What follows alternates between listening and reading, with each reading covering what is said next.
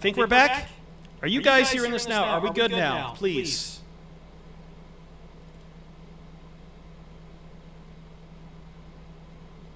Back, but reverb. I don't know what's causing the reverb. I really don't.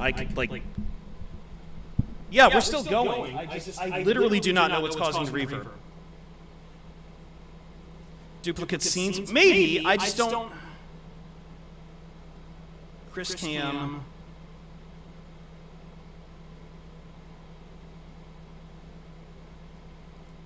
Let's try that. Let me turn that down. I'm switching my devices back and forth. I don't know what I'm doing, man. Chat box, follow, Chris Kim. Oh, here we go. There, how's that? Did that fix that? Oh, holy shit, finally. Okay. I am so sorry. I figured out what it was. I checked the audio thing. You were absolutely right. There was a webcam microphone that was up. I'm sorry. I'm so sorry. We've screwed up this night. I will issue refunds to everyone. No, I won't. Let me find the actual channel and let people know that we had screw-ups. They were back down. I am sorry. I know we just bombed our entire audience. I am so sorry. Of course, this has to start with me and just... I will... Oh, shoot. Let me... Okay. Now, let's get back to it. Let's get back to it. How about them lines? Let's talk about how I love that the Detroit Lions, even though they played a sloppy game, even though there's going to be a lot of stuff that is probably going to come and bite them, and they've got a lot to work on, including a turf that seems hostile to the Detroit Lions.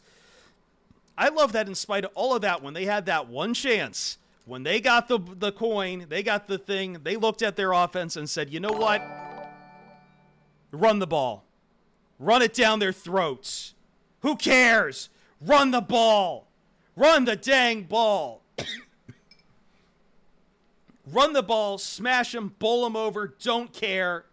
1-0. Just win, baby. Did I join a domination? The luchador mask is typical for... I need to take it off soon, though, because I'm already hot. That stuff with the... that stuff figuring out the stream got me really sweaty. It's also 95 degrees here in the San Fernando Valley at 9 o'clock at night. So we're... Yes, I am hot. Thank you. Thank you. Thank you. I apologize dearly. I think I figured out what the landmine I was tripping in the OBS. Anyway, let's talk about the Detroit Lions. Let's talk about how that is some grit right there. I don't think the Lions played very well in this game. I also think a lot of their problems are stuff that are just symptoms of this being week one in the NFL, and the modern week one in the NFL is trouble. I understand the Rams were missing a lot of their offensive line. I understand the Rams lost Puka Nacua. I also understand that the Lions held them to like 3 points for over 40 minutes in that game. And ultimately, at the end of the day, Puka leaving basically gave them a chance to throw the ball a hell of a lot more to Cooper Kupp, and Cooper Kupp is still really good. And the offensive line doesn't need to worry so much when Matthew Stafford is throwing it within 2 seconds in his hands. He is getting that ball out hyper quick when he's getting it out there. All of that got negated. It felt a lot like the Seattle game from a year ago. It was just dink, dunk. All the Rams had to do was dink and duck, and the Lions had no answer for it. And man, Krista Mike's the Lions catching ins. I will defend Carlton Davis on that last one. He should have caught it, but we are going to have to talk about the turf monster, and I really want some answers on the turf monster right now, because that was Brazil bad out there. That was Brazil bad on an artificial turf. I don't understand it. We have to give the Rams some credit at the end of the day.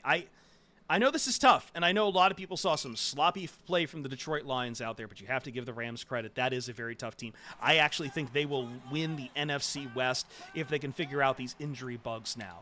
But that looked like week 1 football, which means, I mean, largely, I think a lot of what was out there was form problems for the Detroit Lions. The good news is form problems you can fix. I think they are still figuring out their new identity on offense, now down Josh Reynolds. You could definitely tell it. The good news is, let's talk about some of that offense, because although David Montgomery is the hero of the night, how about Jameson Williams, huh? Like, not just the amount of yards J-Mo was catching, but how he was catching it. End arounds, mid-range stuff, short yardage, and yes, deep threats where he has to slow down a bit because he's running so damn fast to catch that ball and get that long touchdown. 121 yards on the night for Jameson Williams. Like, that man, you heard it all camp, man. You heard it all camp. Ben Johnson's excited about how he's going to use Jameson Williams. Ben Johnson's excited how he's going to use Jameson Williams. How about 5 receptions for 121 yards? Yeah, that's good. That's good. That's the stuff right there. Amon-Ra, I thought, was kept pretty quiet, but I do think that's going to be a challenge. Listen, teams know who St. Brown is at this point. They are going to cover the hell out of him.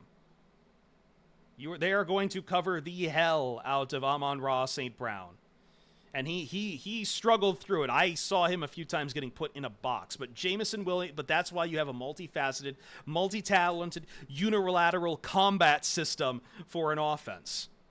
And that's why when it looks like look, I will also give the Rams credit on that. That was some rough pass rush that the offensive line, who didn't play at all in the preseason and now has a new guard in Kevin Zeitler.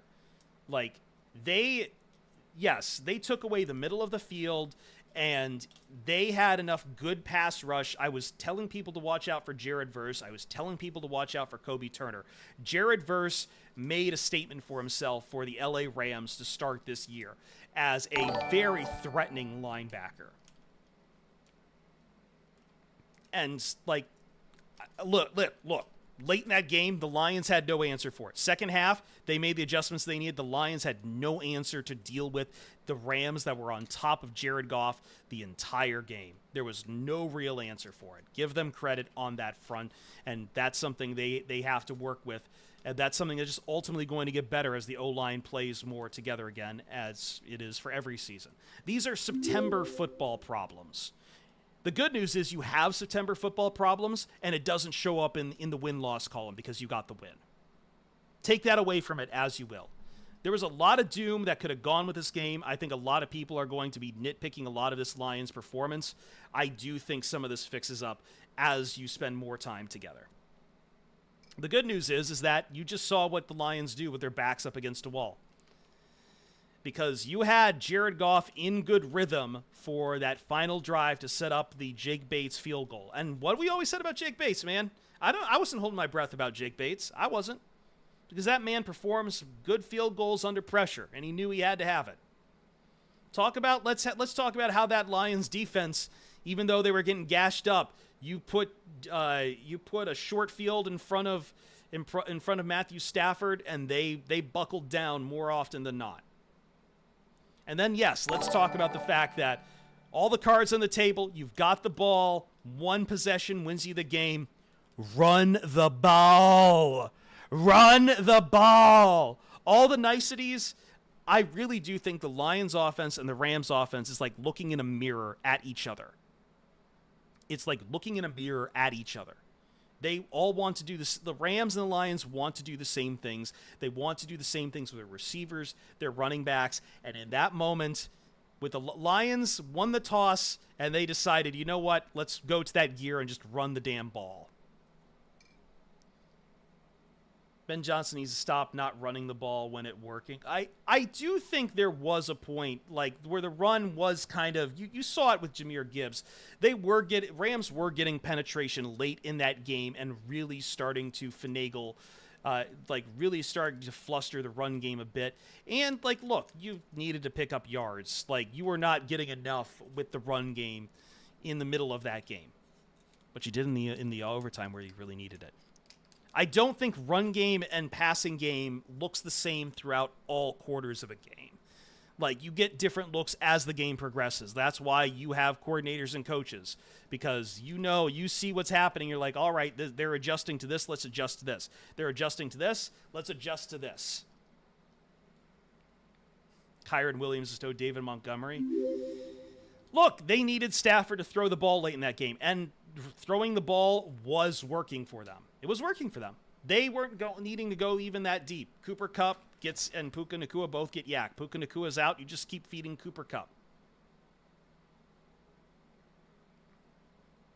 With that O-line, we should be able to run the ball every play for the rest of the game if we have a 14-point lead. I don't know about that. Like, look, the Rams really choked on their run defense at the end. You want to, especially in week 1, you also want to make sure all your guys are getting looks. You're still figuring out your team. This isn't college football. You have a 17-game season. There's a lot that's going to change, a lot that's going to adjust. One thing that probably has to adjust, and we do need to get answers on it, is turf conditions. Or cleats. I don't know. I've never seen guys slip like that. Wow. That was something. It's kind of concerning. I don't know what to do with it. Didn't Stafford... Stafford had 49 passes in this game. Jared Goff had 28. 49 pass attempts. Let me clarify. 49 pass attempts to Jared Goff's 28 pass attempts. 34 completions. Jared Goff had 18.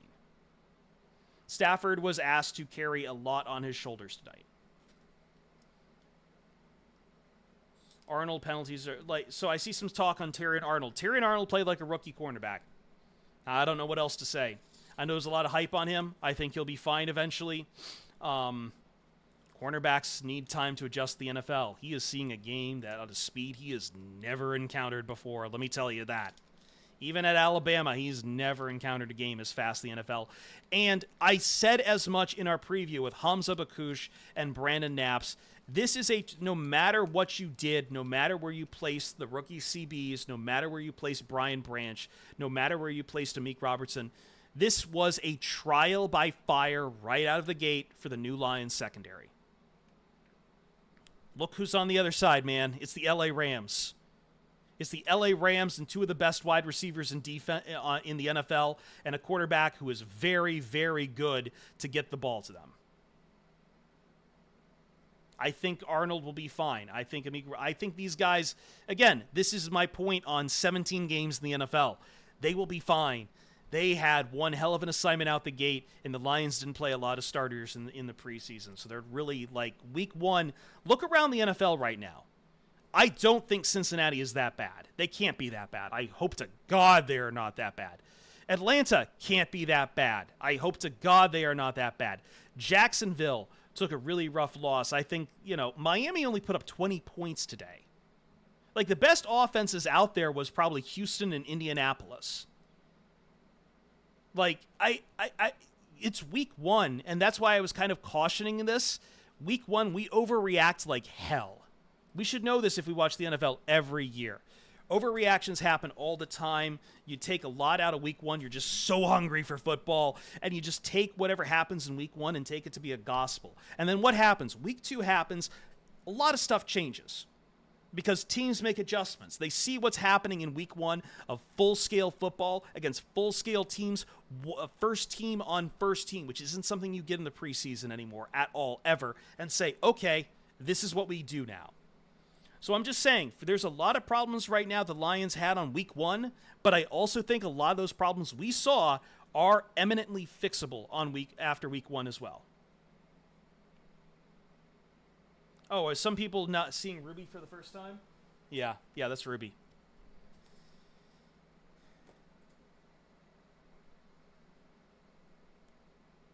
Yeah, I think look, there's a longer conversation about starters playing in preseason. It is what it is at this point. And let's also give the Rams something else to this. Gumbo 2, that was absolutely a revenge game for Stafford. He wanted that game. They put the ball in his hands and they said, you go out there and you try to put down all these boos and stuff.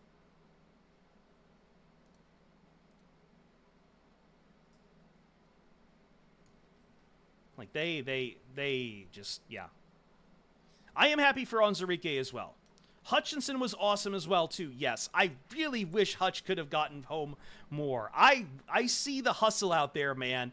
But once again, it always felt like, oh, he's about to hit Stafford. Oh, Stafford got the ball out. Okay. Still racked 4 quarterback hits in this game. Very good start for the season for Aiden Hutchinson. Marcus Davenport also had 3 hits on the quarterback as well.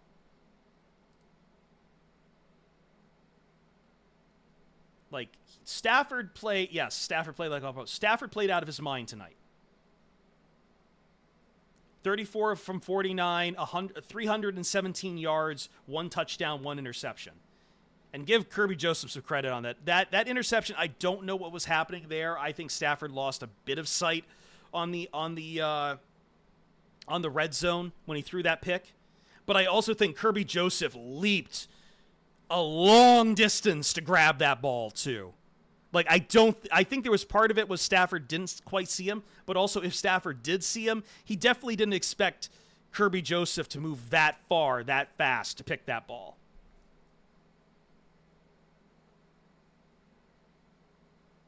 Olive Garden shirt? Are we redeeming the Olive Garden shirt? I think I might have to. I'm not changing clothes right now. It's so hot. I don't even know where I know I said I'd find the Olive Garden shirt. I was more intending to find it on Monday. Let me thank some people while we can. No, I'll find the Olive Garden shirt eventually. I'll wear the Olive Garden shirt tomorrow, CJ. Don't let me forget it. You have me on Discord. Remind me, we will wear the Olive Garden shirt. No, I will wear the Olive Garden shirt tomorrow. Tomorrow on stream, Olive Garden shirt on. I owe you as much as that.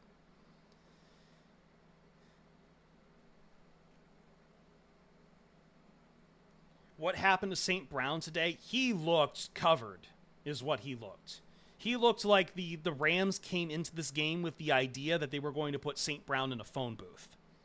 He was in a phone booth the entire game. That I feel was a part of the Rams game plan. Don't let St. Brown run on get passes on you. Like, they know who St. Brown is, right? They know who St. Brown is. Your job, if you are the Detroit Lions, with the league now knowing what St. Brown is you need to tell them, all right, well, also deal with Jameson Williams, Laporta, and Gibbs. And if one of those guys gets taken out, deal with it the other way or run the ball down their throats.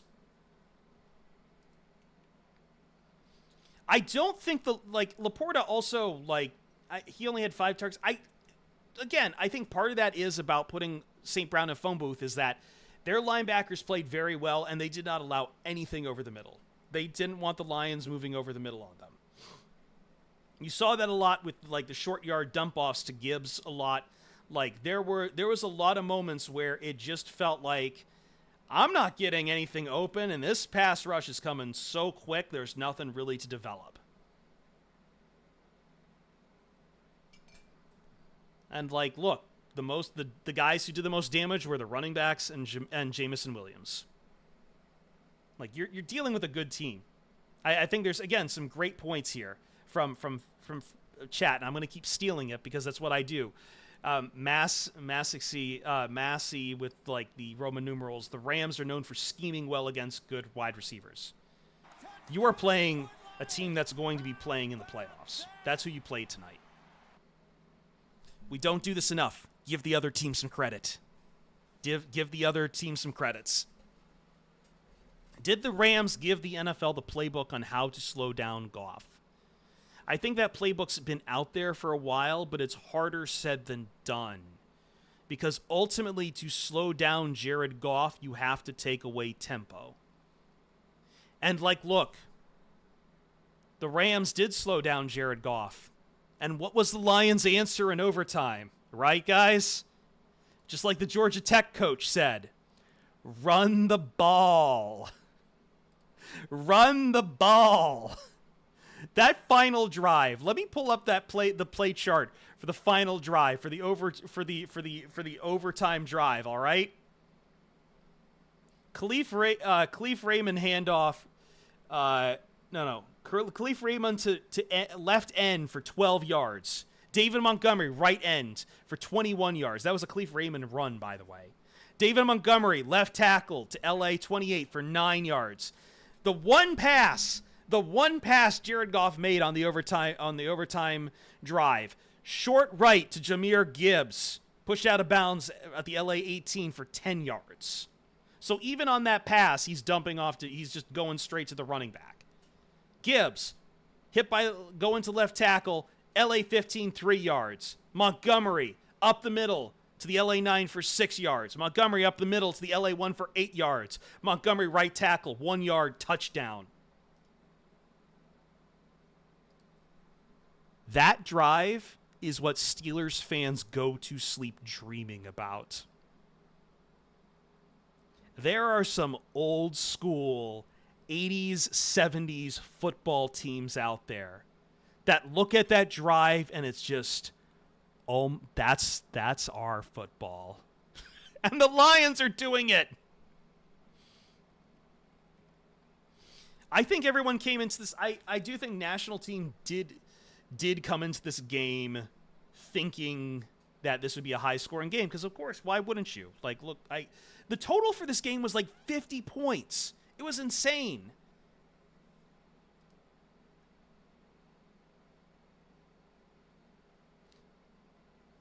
I'm a Steelers fan. Yeah, no, I mean that's like every time I talk with I've got cousins who are Steelers fans. It's like Bears fans, right? Every time they start talking about the past, they talk about running the football, right? It's like we've kind of horseshoe theoried ourselves on football.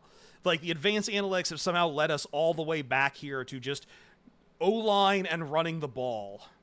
Now, you don't want that every game because you're going to wear Montgomery down. Yes, I am flying solo tonight. Let me tell you, nearly everyone else in POD who is living in the Detroit area is at the game. I live in Los Angeles and I have work in the morning.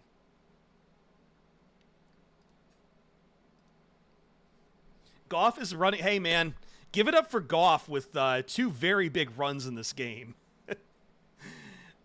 He had like what, a 7 and a 4. What was the yardage on his runs?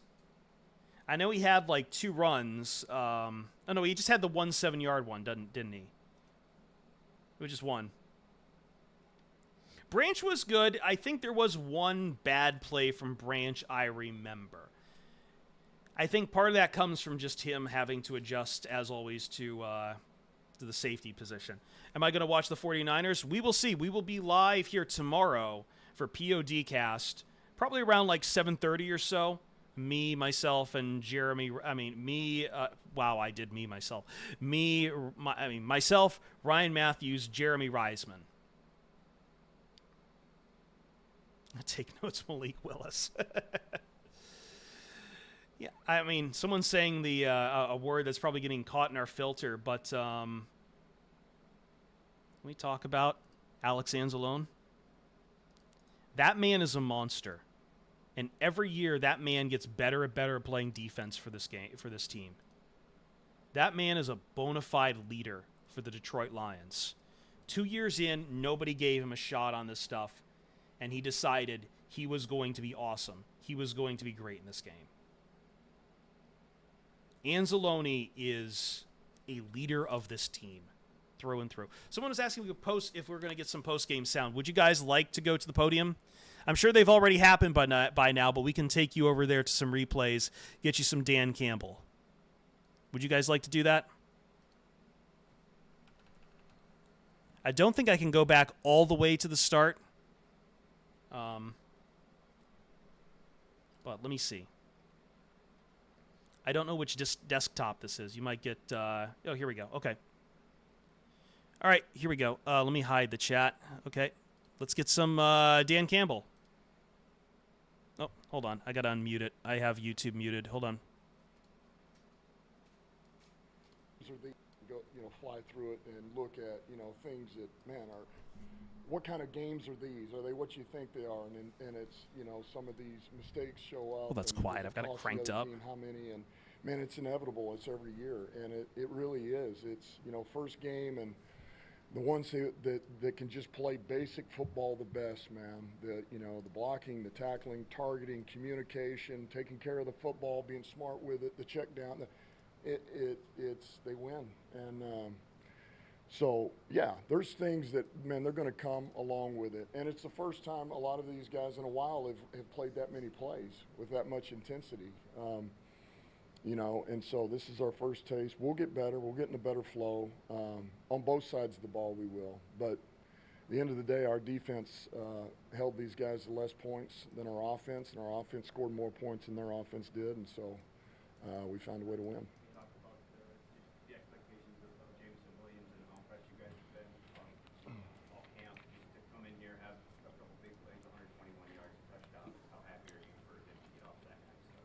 Yeah, listen, expected him to play pretty good, to play better, and he showed up. I mean, that was a big game, to be able to catch some of these and go through it. And the best part of it was he didn't even play his best ball. There's still so much to clean up, but it also shows the work that he's put in, and he is improving, and he's an improved player, and he wants it, man, and he keeps working on it, and he keeps taking these steps. So as long as he keeps doing it and keeps making plays, he's just going to continue to get better. So, yeah, I'm proud of him. I'm proud of where he's at. But he's got so much room to continue to grow.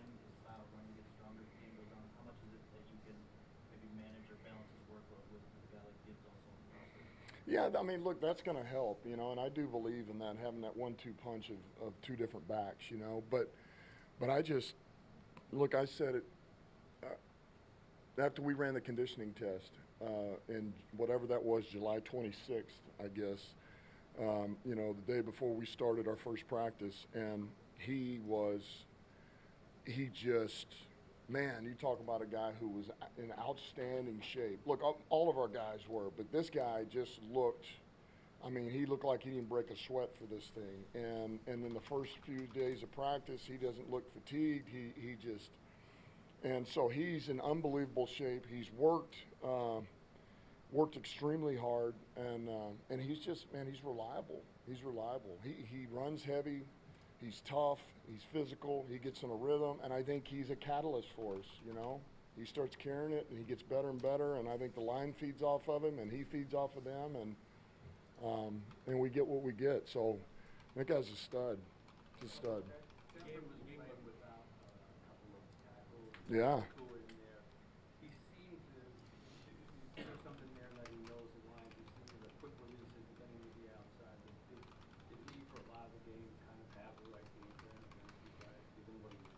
Yeah, I thought Sean had a heck of a plan last week, and he had another one this week. Now, we threw some wrinkles at him, I think we threw a couple of things at him that it was going to take them a minute to adjust to, and they did. But to that point, they adjusted quickly, and Stafford knew exactly, what he needed to do. He knew where his outlets were, and, yeah, he was going to get rid of that ball. They were going to go a little tempo on us and some things, and try to apply a little pressure on us.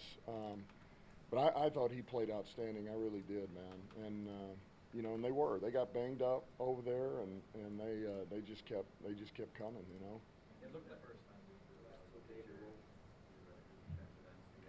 Yeah. What difference having those two as a pair, and then that the holding penalty that Hutchinson did on first and goal from the one to set them back. Yeah, huge play, and. Yeah, the ends. I mean, it's really what we.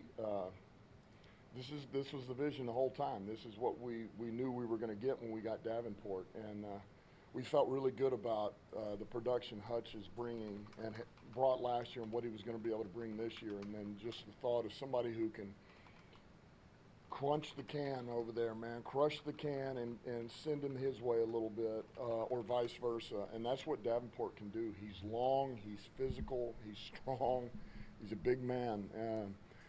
And so that showed up today. It showed up. We were able to hem him up a few times in there, and so it's good for him. It's going to be good for Hutch, and it's going to be good for Davenport. The game looked a lot like the last time you guys met this team Yeah. last year.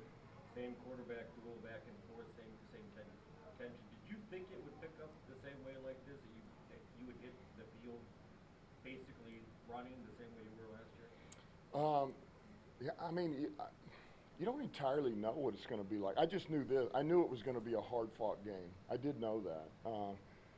Because I think this coach does a hell of a job. You know, I do. I think Sean always puts together a good game plan. And then in Stafford, man, you know, it's almost like you don't want to hit him because I think when you hit him, he plays better. And, you know, he just continued to make plays. So I think those two guys are always going to give you a damn good chance to hang in there and have success. And so, no, I guess if there's any frustration with me, it's just, look, you don't, you know it's not going to be perfect. You just want it to be cleaner. You just want it to be cleaner than it was. That's all, even for the first game. But ultimately, it's always going to be about we got to get better. And whether we won or lost today, we got to get better. And we won, we still have to get better. And we'll clean all this up, and then we got to play better against Tampa next week. Yeah. Mm-hmm. No, you know, we'll see them tomorrow. You know, when I saw just the replay of both of them, I wasn't too concerned. I know why they threw them, especially the second one. Like, okay, I got it. You know, I understand. It's ticky-tacky, but that's what they do, you know, and they're going to throw it because they believe it, they see it, and all good. We overcome it. But no, I didn't feel like it was some blatant, like, oh, he's out of bad position, or I need to talk to him about it. I don't want to take away his stinger, man. I want him to play aggressive. And, look, I thought he did some really good things today. It certainly was not too big for him. He stepped up. I thought Carlton did some good things, too. Really, the back end played pretty good overall, you know. There's a couple of things communication-wise we got to clean up, and we will. We will. Okay. Being the starting quarterback. All right. Let's see. Let me see if I can find if we have Jared Goff should be at the podium. Let's see. Oh, actually, no, wait. Here we go. I believe we have This year, it's been continuous work ever since, like, you know, since I got in the league. J-Mo. This is just the time to show it. You know, it's the first game. It's just a start, though. We got 16 more in the regular season, playoffs. We got a lot more ball to play, so it's just a start. It's kind of a quiet game for St. Brown. How good does it feel knowing that the offense can lean on you, maybe when all the guys are? That's just our offense. And we knew that from the jump that we got stars, we got ball players. You know, one person don't get going, we got other people to lean on. You know, the offense, just shout out to Ben. You know, he called the right plays, and he know the right situations to put us in. You know, they was out there like in and out St. Brown a lot, double teaming them a lot, and you know somebody else had to make plays, and I just made the plays when my number was called. Jameson, it seems like we've continued to ask you over the last couple of years. Do you feel like you're breaking out? Do you feel like you're breaking out? Is this a night starting year 3 where you kind of told the football world that you are here to be an NFL star? Yeah, I also didn't feel like I was an NFL star. You know, it's just now it's showing. I don't look at this as no different game. You know, it's just the beginning. It's the first game of the season. I got a lot more in me though.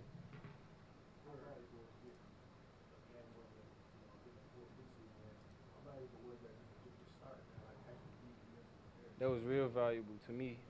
I think to the team too, and to Goff. You know, we got a real great connection over the spring and the summer throwing. We threw a couple times in practice. We threw a couple times in LA. You know, so it just translated, and the hard work is just finally showing. You know, not with just me, with the whole team. You know, that was a hard game to win. You know, the Rams was a good team, and the defense helped out a lot. Special teams, everybody came together. You know, we just played to the last seconds of the game. So I would say it feels good, you know, knowing that the hard work is paying off. But we got a lot more to go.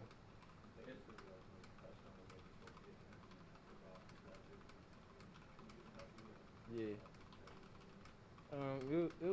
It was a play we had. We knew who we was gonna run it on, and we had that in motion early in the week. So we worked on it a couple times, you know, and we caught it in the game. Whoever get the pass, it's a mirror play, so it's both sides. So you know, whoever win, get the ball.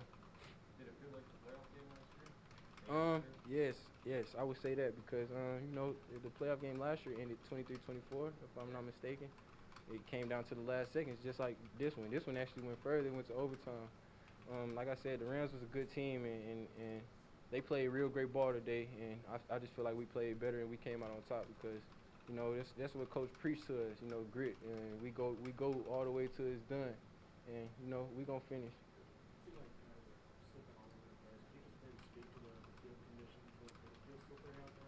Not to me. I wouldn't say it was slippery, but you know, it's first game. You know, being on turf for a lot of us. You know, some of us didn't play in the preseason, so we just like getting back to the turf field. We practice on grass a lot, so that may be a thing. I'm not really sure about the turf. I think it was okay. I don't really know. I ain't slipped. Yeah, instead of your performance, that one of the best things about it was it wasn't even your best game. Do you feel like there's still? Oh yeah, for sure. This just game one. Like I said, I put in a lot of work. I expected to have a big game. You know,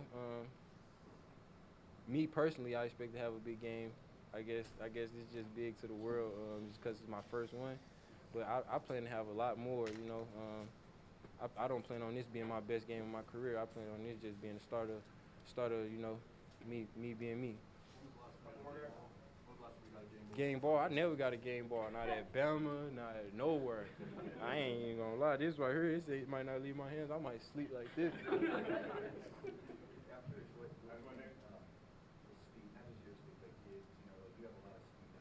Yeah. I think it scares the defense a lot because you know it has a lot of ways. We have a lot of ways to stretch the field. You know, you can get a ball to Gibbs, and he can move the chains. You can get a ball to anybody, they can move the chains from the tight ends to the running backs to the receivers. You know, even Goff, you seen he got down there and he got the first down for us. So, you know, I don't really think it's about speed. I think it's about playmaking. You know, it comes down to who can make the plays, and we make plays. Not just me, Saint, everybody make plays. So I would say it wouldn't be the speed, it would be the playmaking. All right. Now they're going to a commercial. Let me see if we got Jared Goff at all. I don't think we do. It was like this. Oh, we do have Jared Goff. Let me go back a bit to where he started. Here we go. Demo? Yeah, it's awesome. That little double move we had kind of getting ready all week, and he smoked him on it and laid it out there for him, made a great catch, and a couple big plays from him all night. He did a great job.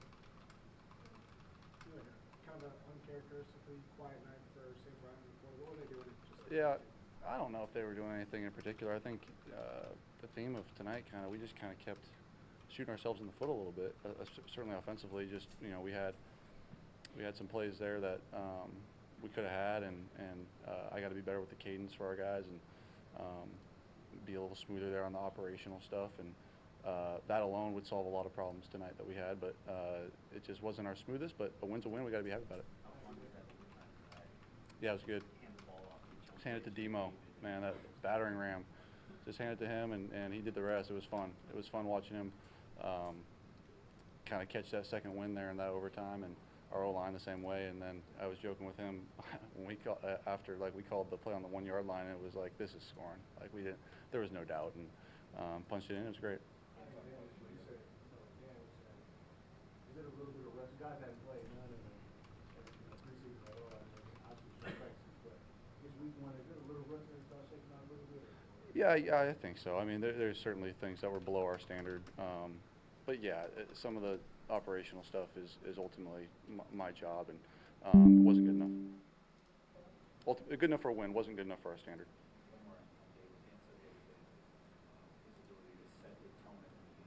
Mm-hmm.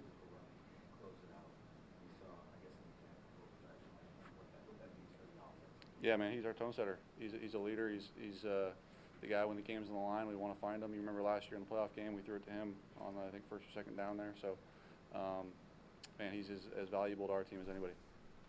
Part of it away with a little bit of informative stuff. Just how great was it to see the response of your defense to go out there? I mean, Yeah. Yeah, it was a tough sequence for us. Stalled out a couple times. I throw the pick, almost throw another one, and then we get the punt off, and defense gets a stop, and then we go down and get the field goal. So yeah, we bounced back nicely. It was nice to see that. Ultimately, we did enough to win the game, and it does feel good. When overtime began, did you feel like that's how you guys did winning, just hammering it as opposed to throwing a lot in overtime? Yeah, you never know. It was it was what we wanted to do there at the end. I don't know, we throw it twice there and on that drive. So, yeah, as soon as one of those runs pops with him, you kind of come back to the well and see if we can get it again.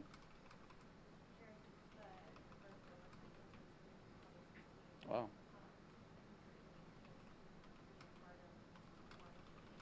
Yeah, I think, ultimately, I think it shows that we didn't play our best game and still won. And a ton of stuff to clean up, a ton of things to get better at. And it does feel a little bit like week 1 last year, where it's like, yeah, we kind of like we're making some mistakes, but we're able to get the win anyways. And for it to be in overtime, it is special. And one, I think, months from now, we'll look back and be happy we have.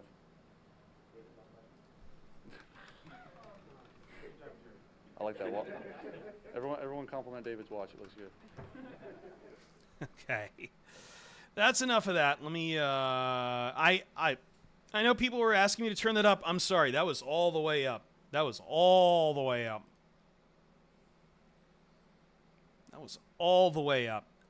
Let's move on. I know we've got a lot of people. We've got over 500 people watching. I will try to get to some of these alerts. If you guys have questions, though, please let me know. I would love to talk with you guys. But for now, let me try to go through everything. Holy God, we have a lot of alerts. I have to get through them all. JPook730 resubscribed using his Prime subscription on Twitch for 25 months. Thank you, JPook. Lions1910 on Twitch resubscribed Tier 1. He's been with us for 47 months. Big W, he says. Jay Garcia approved. I love that name. Thank you. 14 months with us on Twitch says to the rest of the league, get some grit. Go Lions. Guy Utah, 30 months. Go Lions. Quirky Zerky, 37 months. In the end, it's just 1-0 in the standings. That's how you put a team in the ground. That is exactly it. You're going to see a lot of problems. We're going to talk about a lot of those problems on the next podcast. But you know what? In the words of Al Davis, just win, baby. You're not convincing an AP poll. You're not trying to convince the coaches poll, a playoff committee. All you have is wins in the win column. Dirty Gert, 2 months, says, go Loins. Thank you. I love the Loins thing. I love that we've started this. Justin Geisinger, resubscribed Prime 32 months. Montgomery in about 8 question marks. Thank you. Schmevin, 15 months with us, says, that's how you win in the Midwest. Let's go. Z Snyder, 84. Let's go. 17 months. Shredder's Rage, 15 months. Fur Purry, thank you. First-time subscriber with us on Twitch using the Prime subscription. 20 months for Doot-da-doo. Season opener, let's effing go. I apologize to those of you on YouTube if you sent any alerts. I do see a lot of you have subscribed. I don't know if that is getting up to, if that's like paid sub over there or if that's money. If I see any of that, I apologize. Boofgerts, we do love our YouTube audience. I'm just trying to get used to the tools we have since it's a little bit of a newer audience for us. We're usually live. We were live on Twitch for many years, then we finally got to go to YouTube as well. Boofgerts, Prime, 14 months. Thank you to Chairman of the Board for his raid. P. Curry, 3972, 41 months, says, what a way to end the game. Honolulu Blue Collar, 17 months. Slim Quick, 24 months, says JMO. And Beluga, 26, has been with us for 12 months. Those are just Twitch people. To everyone on YouTube, thank you. Thank you all. We love you. Let me switch this to live chat because I'm apparently missing some stuff. If you've got some questions, let me know.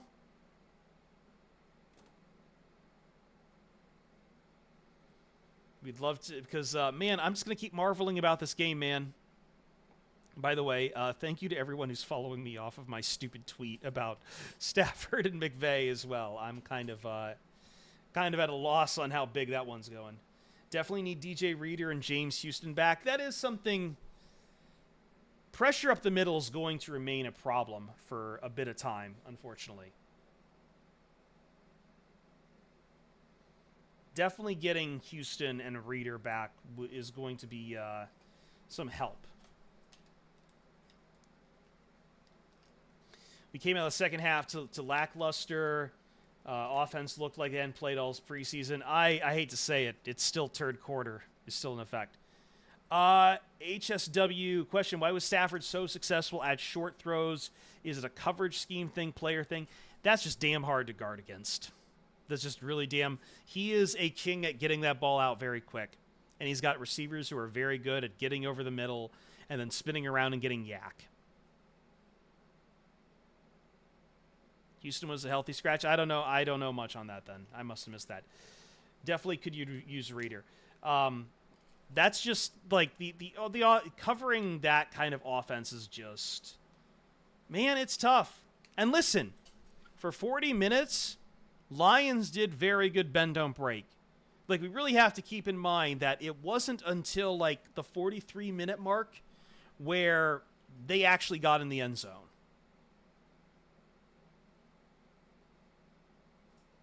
Like, let's take a step back on that.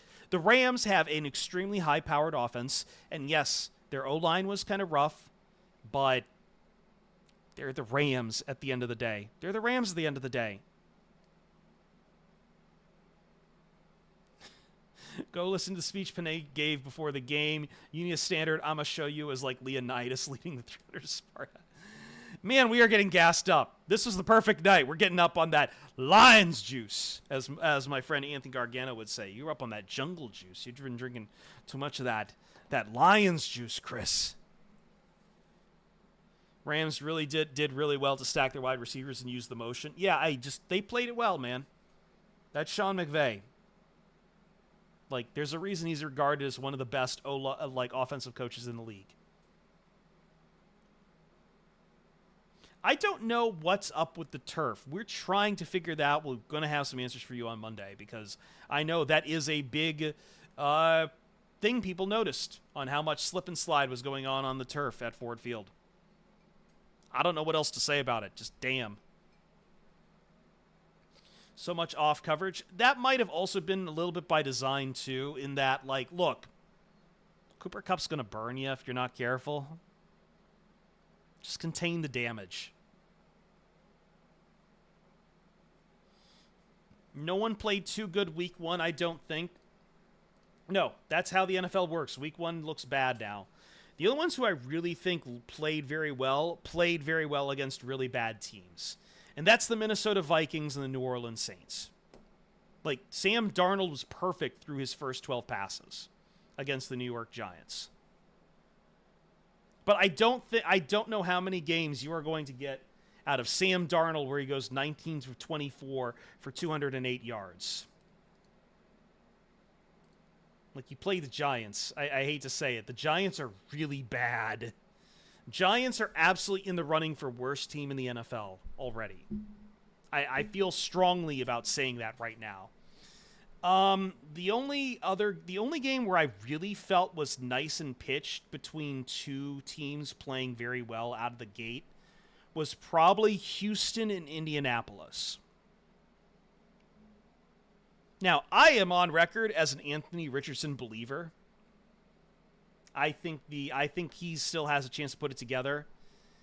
Not the most accurate day for him. He was 9 of 19, but only on 9 completions he somehow made 212 yards happen.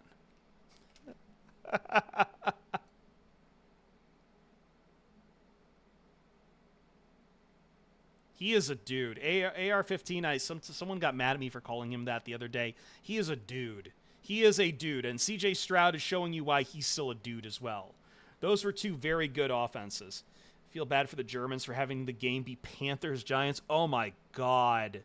Oh, my God, that's going to be so bad. That's going to be so bad. That touchdown to Pierce, that was a fantastic... The Alec Pierce from Anthony Richardson touchdown was a highlight for me. I run on Fox Sports Radio what we call Red Zone Radio. I'm like one of the producers over there, and we ran that Richardson touchdown. That was a thing of beauty. You've got to be really mad if you're a fantasy manager, though, and like seeing that Adonai Mitchell and Michael Pittman are getting nothing. Alec Pierce, sneaky good, though.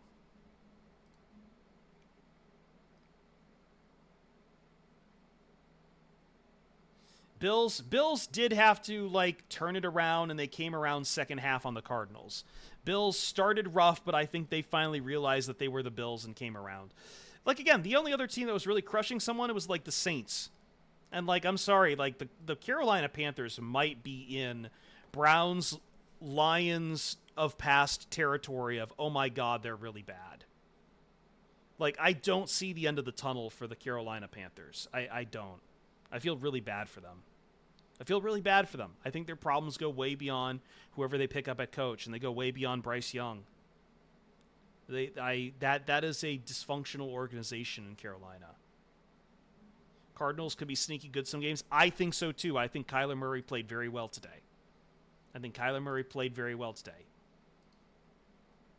Who I was not impressed with was the Raiders. The Raiders talked a lot of junk all offseason.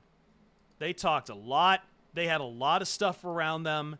And I know Antonio Pierce got a lot of comparisons to being Dan Campbell. You know what? Where you can't be Dan Campbell? When he punted on when you decide to punt on 4th and 1 from the Chargers 43 with 7 minutes left, down 6.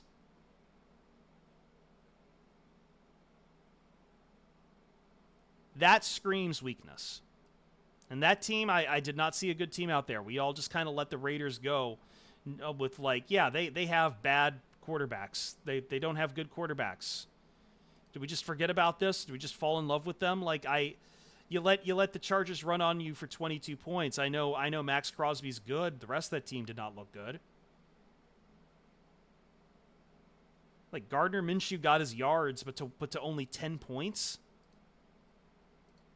They just can't finish. They can't finish. I'm not a fan of the Raiders. Bowers did play all right. He was all right. But again, like you can't have all those yards from Minshew and only have 10 points. You can't have 3 quarters of no touchdowns. It was the Titans, the other team besides the Giants and Panthers competition for number 1 overall.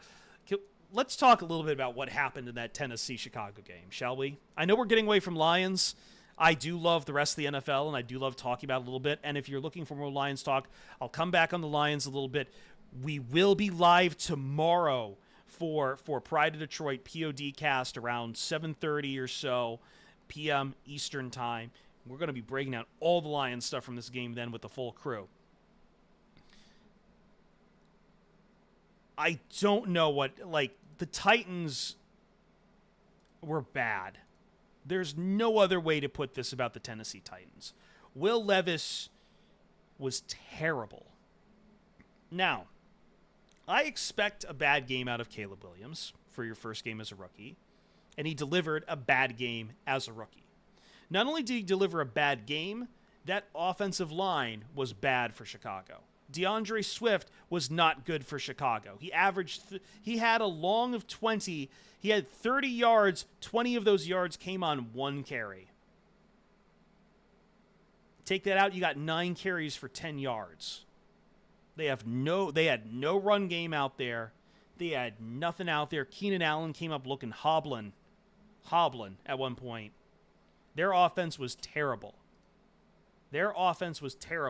And the only reason they won that game is because the Titans were worse. You want to talk about getting away from the run. Why'd you stop feeding Tony Pollard? Why'd you decide to put this game in the hands of Will Levis? Bears won this game on like pick sixes and like a special teams play. It's unbelievable. I don't know if Caleb's going to be good in the NFL or not. I'm not going to be one of these people jumping on it right now because he's a rookie quarterback. They always look like this in the first game. I'm not going to cast. I know some people think. I mean, full disclosure, I went to USC. I'm a USC fan. Some people think I'm too high up on Caleb Williams. Whatever. Like the guy was special coming out of college. I don't know what he will be with the Bears. I don't. But I think you can't take one game and cast it already too. You guys would hate it if other teams were doing it to a rookie quarterback on the Detroit Lions too. It's the reality of the NFL.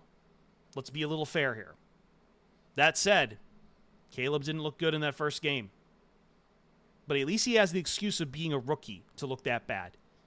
I don't know what the excuse is anymore on Will Levis. Right? Like, I know it was like competing with Ryan Tannehill last year or whatever. Like, you've had a full year, brother.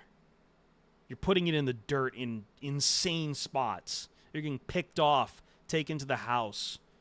On plays where no receiver is anywhere around the defender you're throwing to.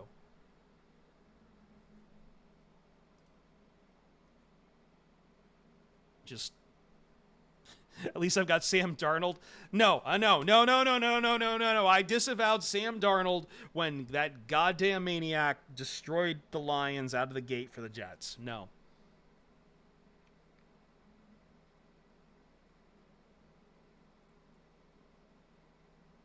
I largely agree with Schmevin. Caleb was bad, but he wasn't really the main problem for the Bears. The main problem for the Bears was right up until Tennessee melted down. Their hand-picked defense that the coach picked, put together and everything, that defense was supposed to be good for the Bears. It looks like crap on week 1. Keenan Allen was uncharacteristically bad. I think he came up hobbled in this game. So I'm very concerned about Keenan Allen's long-term health.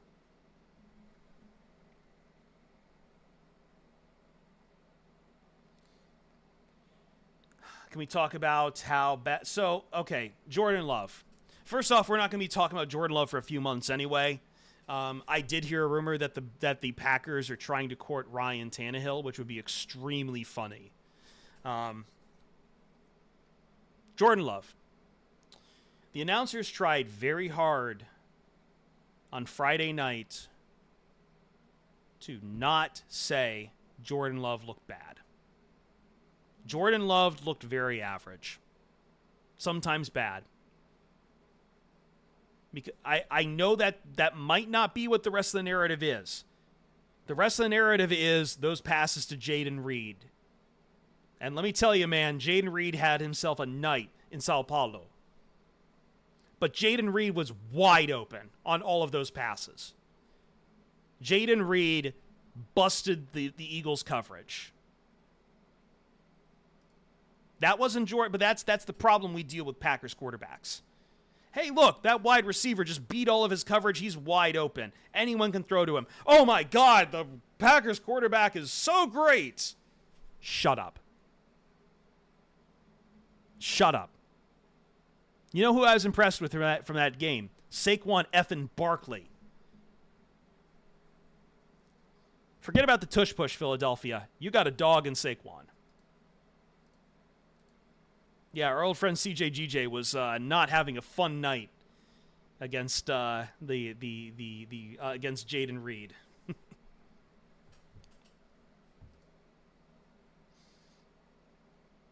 Anyway. All right, final words on the Lions, then we'll get out of here. It's late for you guys on the East Coast. I have work in the morning. I hope you guys had fun tonight. I understand it's stressful. This is what it's going to look like for the Lions a little bit. I think they'll improve on a lot of stuff. It's going to be rough. Next week is another team you saw in the playoffs, which means they are playoff caliber. The Buccaneers are good. Don't overlook them. Don't do it. This is the NFL. Everything is hard. You've got to clean up some stuff. You got to figure out what's going wrong with the turf. You got to settle down. You're going to have a different game plan. All right? Settle down. Put together a different game plan. Think about this stuff. You clearly saw some problems. You'll get back out there. It'll be fine. Lions fans, you were loud as hell tonight. I love it. At the same time, dealing with some of you online, you got to relax a bit. This is going to be tough. No one said this was easy. I don't think this team played bad enough for everyone to start melting down. Full disclosure, I don't know if I would have gone live if this game was a loss. I was feeling bad vibes from everyone. I was going to just play my Switch instead. Tampa, they played Washington today, 37-20. Tampa over Washington.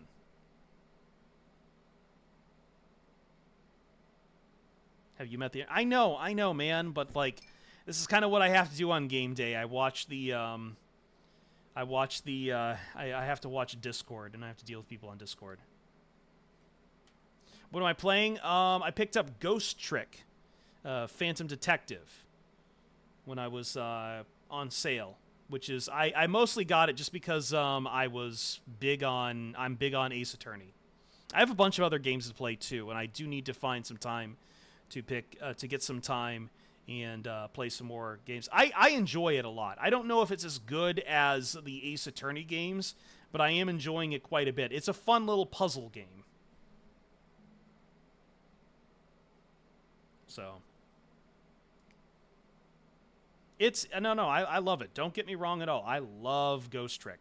And I think right now, for like another day or so, it's only like $20 on the Switch store, because there is a sale going on.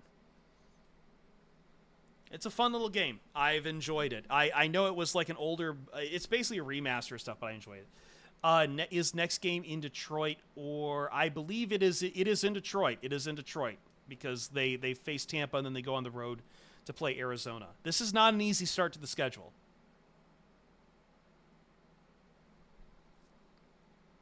Washington will be good down the road. They need more young talent. I did like what I saw out of Jaden Daniels today. Again, rookie quarterback, work in progress.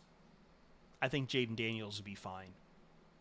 Jaden Daniels had, I think, like 260 yards from scrimmage, 270 yards from scrimmage, both in passing and rushing. 2 rushing touchdowns. Like, I know the Commanders lost, but I think Jaden Daniels... Remember how we were just talking about Caleb Williams and his first rookie appearance? Jaden Daniels looked fine. He looked great. He doesn't have a lot of weapons to work with outside of, like, you know...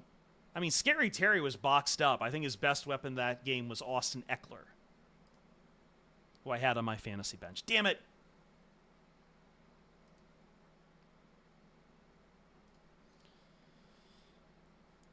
Well, guys, be sure to be back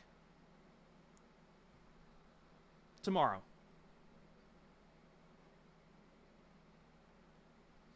Oh, sorry. What face has it the worst right now? Panthers, Giants, or Browns? Those are different hells in different ways. The Panthers is, again, I feel for them the most right now because I am a Lions fan. And that kind of dysfunction looks like what it was in the aughts for the Lions, or the 2010s and the aughts for the Browns. And I'm from Toledo. I remember a lot of how bad the Browns were too. Like, this is not something that can be fixed by another quarterback or another coach. It's the owner. Let me tell you something, man.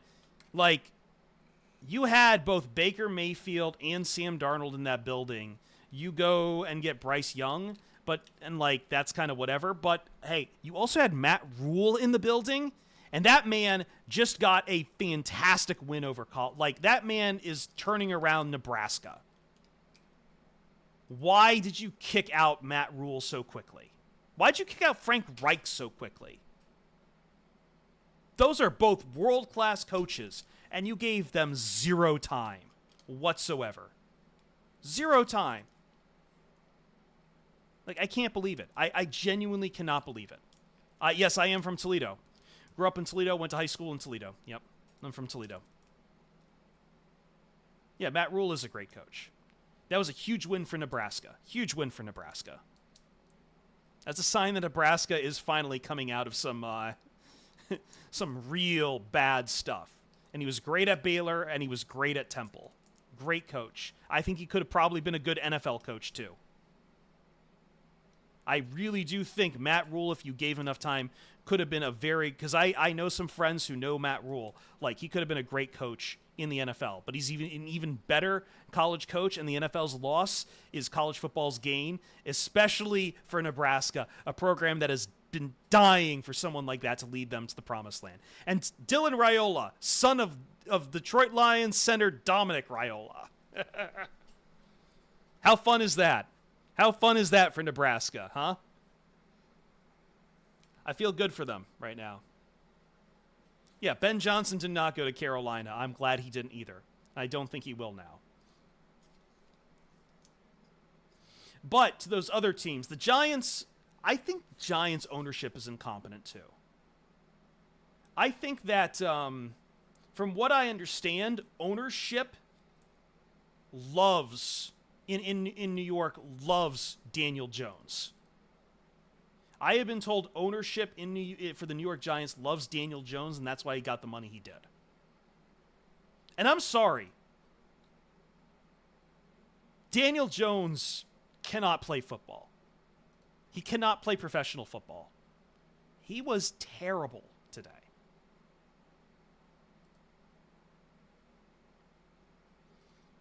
Terrible.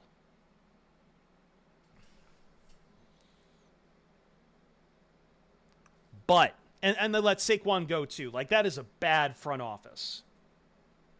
But the Browns, let's talk about the Browns a little bit. I know I said I would be leaving, but now you've got me talking NFL stuff, and I love my NFL takes. The Browns. So before the NFL slate today, a bunch of stuff happened all at once, right?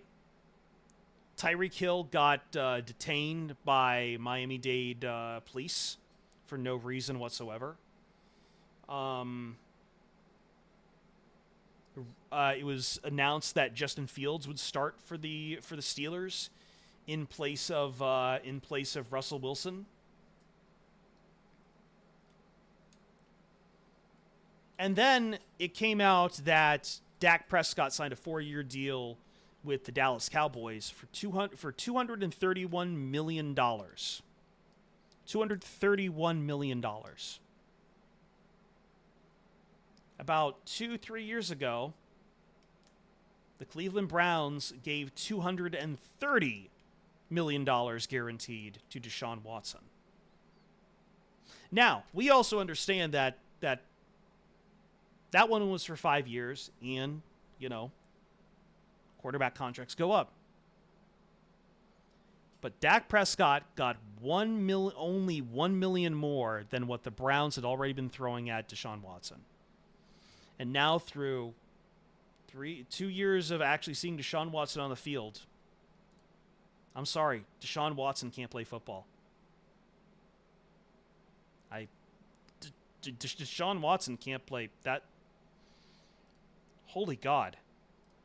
And that is a world-class defense the Browns are wasting.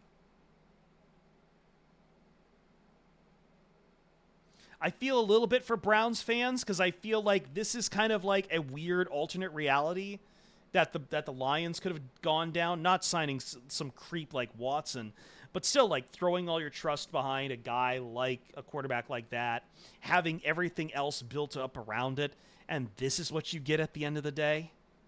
This bag of eggs?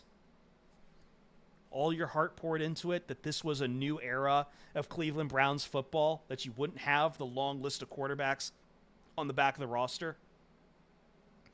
And this is what you got. Deshaun Watson throwing 2 picks. Nick Chubb out, so you only have 44 yards on the ground from Jerome Ford. Not getting anything. Getting smacked around by the Dallas Cowboys. Wasting the best defense I've seen out of Jim Schwartz. This is going to be a really rough year for the Cleveland Browns. Who knows? Maybe again, this is week 1. Maybe they turn some of that around. The AFC North is wide open. Pittsburgh's win over Atlanta feels fugazi as hell and all on their defense. The Bengals look rough, real rough right now. And the Ravens took a L. And they got mad about that L, by the way. But I just don't see the path for the Cleveland Browns. And I feel bad for them because they are so close. They are so close and yet so far away. that you have a quarterback that once played at an MVP level and a coach of the year, and this is your lot. This is your lot because that quarterback is a creep who is getting karmic retribution. I do believe that. I do believe that.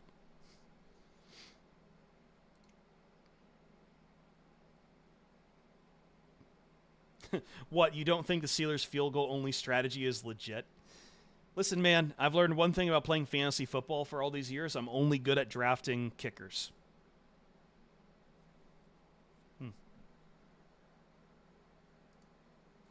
Yeah, maybe I should play this guy. This guy, I saw the, who was it from CBS? John Fanta from CBS Sports.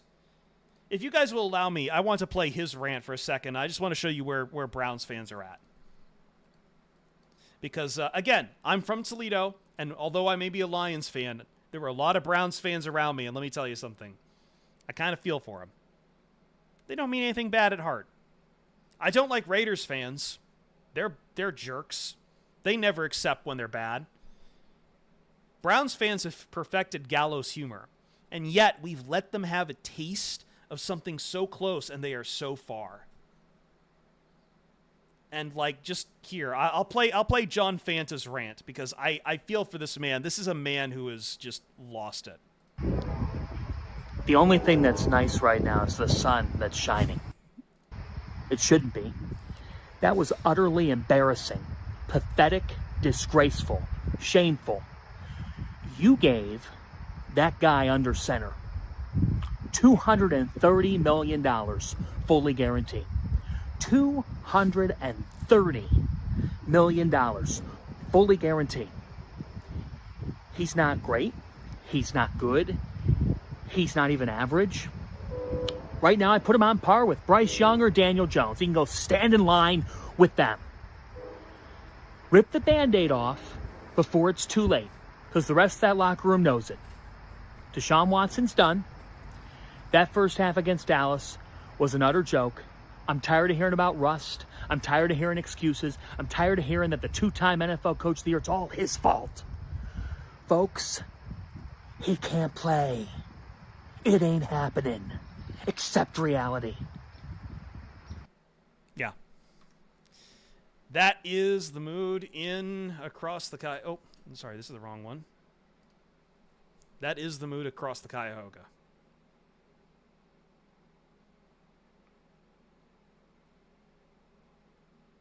Yeah. I respect the intensity of that man.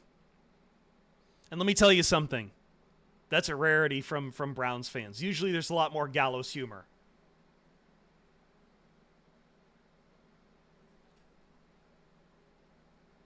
Yeah. I don't know. I am lucky we are at least not there right now as the Detroit Lions. That fate could change at any moment. Enjoy these good times. And keep rooting for this team to keep bringing you good vibes.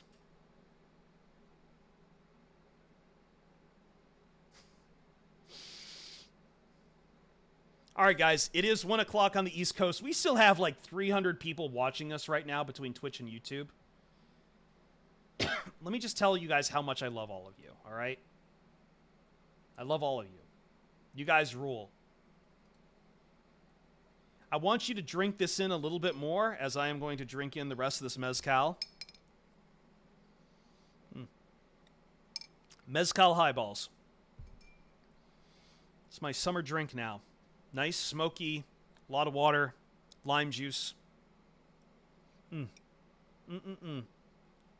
Mezcal, Schweppes Club Soda, and a lot of lime juice.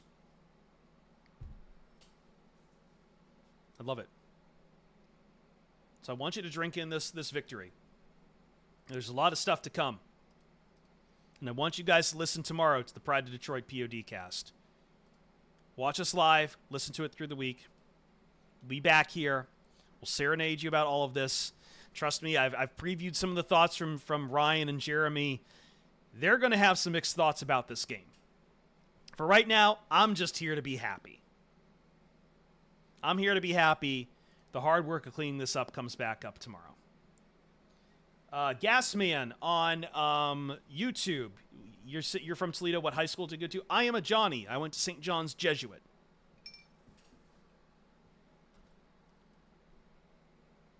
I'm very proud to have gone to St. John's Jesuit High School.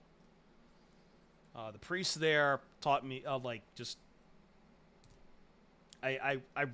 was a shy guy growing up, but I really think that was the best place for me to be. I have some other friends who are in Toledo. I love Toledo. I haven't been back forever. Will you post the Kool-Aid recipe? I have been so busy, P-Loats, I completely forgot about the Kool-Aid recipe. Anthony Wayne. I love Anthony Wayne, Gasman. Hell yeah, Anthony Wayne. I will get the Kool-Aid recipe out as soon as possible. I unfortunately also have like 2 more days of slammed work, but I will try like hell to get that Kool-Aid recipe up and going. For now, though, I have to find some way to go to sleep. I have to be up in like 8 hours for work on Fox Sports Radio. I'm filling in for the Doug Gottlieb. I'm filling in, producing some stuff for Doug Gottlieb and the Covino and Rich show for the next couple days. So I've been like just spinning a ton of wheels. But I will get that Kool-Aid recipe going. We'll get a lot of stuff together. Enjoy this all, guys. Let's get out of here. Thank you, YouTube. Thank you, Twitch. You guys have both been awesome tonight. I love doing this. I love having football back, baby. We're going to have some rough weeks. We're going to have some good weeks. 1-0 right now. Go Loins.